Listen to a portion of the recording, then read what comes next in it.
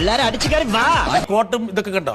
ഇതൊക്കെ സാധാരണ ഇതിന് മലയാളി ധരിക്കുന്ന വസ്ത്രങ്ങൾ. അല്ല, കോട്ട് ധരിക്കുന്നവർ മുഴുവൻ അബ്നോർമലാണെങ്കിൽ ഇവിടുത്തെ ഒരുമാതിരിപ്പെട്ട എല്ലാ നടന്മാരും നിങ്ങളുടെ ചാനലിലുള്ള ആളുകൾ വരെ ധരിക്കുന്നില്ല. ഒരുമാതിരി ചൊറിയുന്ന വർത്തമാനം പറഞ്ഞോണ്ട് നീ അറിഞ്ഞില്ല ഒരു സിംഹത്തിനെ അത് കൊണ്ട് മലയാളി അപമാനിക്കാൻ വേണ്ടി ചെയ്ത പരിപാടി അല്ല. മലയാളി അല്ല. ഒരു മിനിറ്റ് സാറേ, സാറും സിനിമ കണ്ടിട്ടില്ല. കണ്ടുകൊട്ടൻ കാനെ പറഞ്ഞ പോലെയാണ് സാർ. ഇവിടെ ബാക്കിയുള്ളവർ എന്താ ചെയ്യുന്നറിയോ? അവർക്ക് ഓരോരോ ഐഡിയാസ് വരും. ഏതെങ്കിലും ഒരു പാവത്തിന് ഏട്ടത് ഭയങ്കര ലാഭാന്ന് പറഞ്ഞാൽ അവനെ കുത്തുവാള എടുപ്പിക്കുകയാണ് ചെയ്യുന്നത്. അവനോട് ഐഡിയാസ് ഉപയോഗിച്ചിട്ട് കാര്യങ്ങളൊക്കെ കൈവിട്ട് പോയല്ലോ. ഞാൻ എന്റെ ഐഡിയാസ് എന്ത് നല്ലതായാലും പൊട്ടത്തരമായാലും സ്വന്തം കയ്യിലെ പൈസ എടുത്തിട്ടാ ചെയ്ത്, അല്ലാണ്ട് ബാക്കിയുള്ളവർ കുത്തുവാള എടുപ്പിച്ചിട്ടല്ല.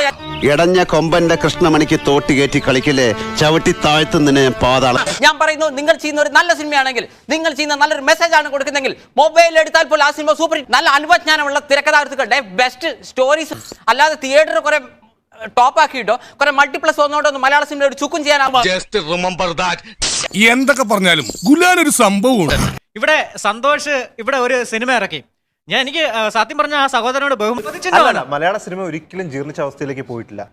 ഞാൻ പറയണം, നിങ്ങൾ വർഷം 69-79 സിനിമ ഇറങ്ങിയെടുത്ത് വെറും 3 സിനിമ മാത്രമാണ് ഇറക്കി പൈസ തിരിച്ചു കിട്ടിയത്. പിന്നെ എന്തിന്റെ അടിസ്ഥാനത്തിലാണ് നിങ്ങൾ മലയാള സിനിമ വളരെ ടോപ്പ് ചെയ്തത്?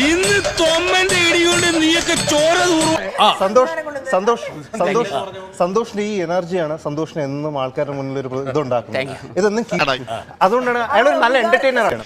എന്ത് തങ്കപ്പെട്ട മനുഷ്യൻ. അപ്പൊ എന്റർടൈനിങ് എങ്ങനെ വേണമെങ്കിലും ആവാം.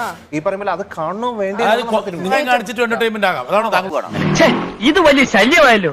ഞാൻ നിങ്ങൾ ഉദ്ദേശിക്കുന്ന ആളല്ല. ഇങ്ങനെ ചെയ്യല്ലേ മോനെ എന്ന് ചോദിക്കുമ്പോഴത്തേക്ക് അവർക്ക് നല്ല സിനിമയാണ്. ഇപ്പൊ ഫസ്റ്റ് സിനിമയുടെ ഇന്റർവ്യൂ കഴിയുമ്പോ തന്നെ SMS ഇവനെ തടയണ്ട, അയച്ചുവിട്ടേക്ക്. ഇവന് കിട്ടാനുള്ളത് നമ്മളായിട്ട് മുടക്കാം. നല്ലതാണോ ചീത്തയാണോ? നല്ലതാണെങ്കിൽ ആൾക്കാരെല്ലാം അങ്ങോട്ട് പോകും. ചീത്തയാണെങ്കിൽ ഇന്റർനെറ്റിൽ ഇതാണ് യഥാർത്ഥ വിഷയം. ഇവർ പറയുന്നത് പൊളിച്ചടിച്ചു തരാം. ഇവർ പറയുന്നു ഇന്റർനെറ്റിൽ ഇത് കാണുന്നോണ്ട് പ്രേക്ഷകർ വരുന്നില്ല, ടിവിയിൽ സീരിയലിന് മുന്നിൽ ആയതുകൊണ്ട് സ്ത്രീകൾ വരുന്നില്ല. ഇവർ പറയുന്നത് കളവാണ്. എങ്കിൽ എന്റെ സിനിമയിലെ 8 ഗാനങ്ങളും ഇവിടെ എല്ലാവർക്കും അറിയാം. ഇവിടുത്തെ LKG കുട്ടികളുടെ മൊബൈൽ വരെ രാത്രി ശിവരാത്രി ഒന്ന് പേടിപ്പിച്ച് വിട്ടാൽ മതി, ഞാൻ ശരിയായിക്കോ. അതാണ് പ്രധാനം. നിങ്ങൾ മൊബൈലിൽ സിനിമ എടുത്താൽ ആ സിനിമ സൂപ്പർ ഹിറ്റ് ആവും. അതിൽ എന്തെങ്കിലും ഇത് വേണം. സന്തോഷ് നല്ല പടം ഇറക്കി, സന്തോഷിന് കോടികൾ നേടി. അതിന്റെ അസൂയാണ് ഇവർക്കല്ല.